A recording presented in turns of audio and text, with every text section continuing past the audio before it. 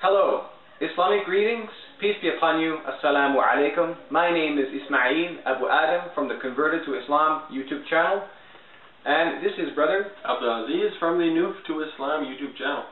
And what we're going to do here in this video is a continuation of the series that I've been doing called The Concept of God in Islam versus the Concept of God in Christianity.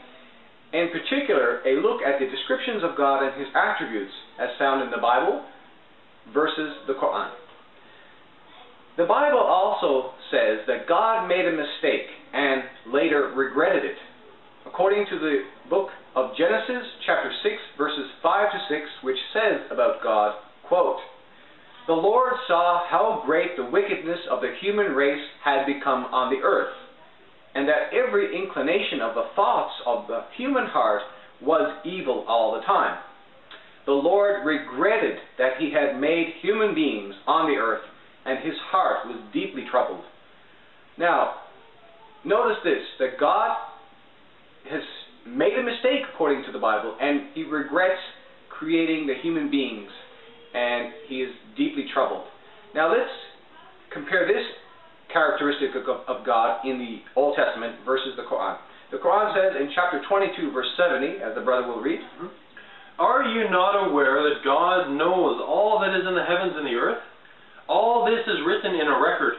This is easy for God."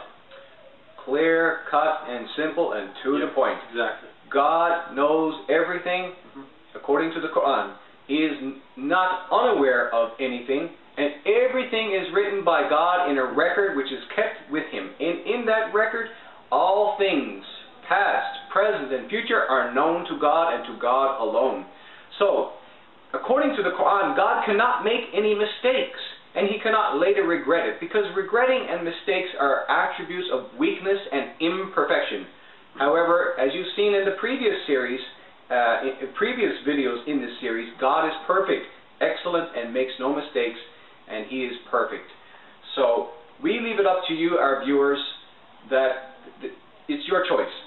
Do you want to worship a God who makes mistakes and regrets it later, or do you want to worship the God of the Quran, who is perfect and does not regret anything and has all knowledge? Yeah, I think the choice is clear. I mean, we were Christians before. We understood that. We understood the basis of Christianity. And really, when you look at the verses from the Bible and you compare them to the Quran, you know, for sure, you're going to choose the verses of the Quran and say these are more reasonable, these are more respectful, these are more merciful, these are more clear in meaning, these are more spiritual.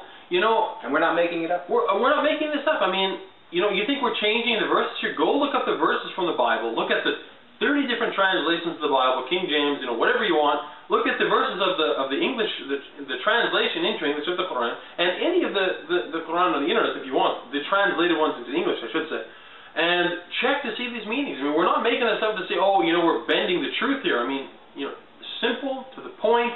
Look at the meanings, research this stuff, and find out for yourself the truth. This is what we want you to do. Yes.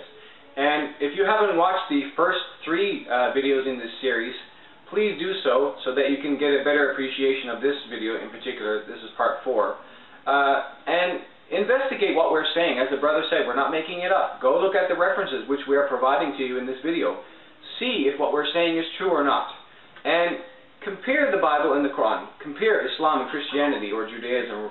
And pray to God for guidance about these matters which we are bringing up to you. Our goal is not to insult you or to insult your religion. Our goal is simply to give you another perspective on these issues and ask you to investigate Islam and consider it as your way of life.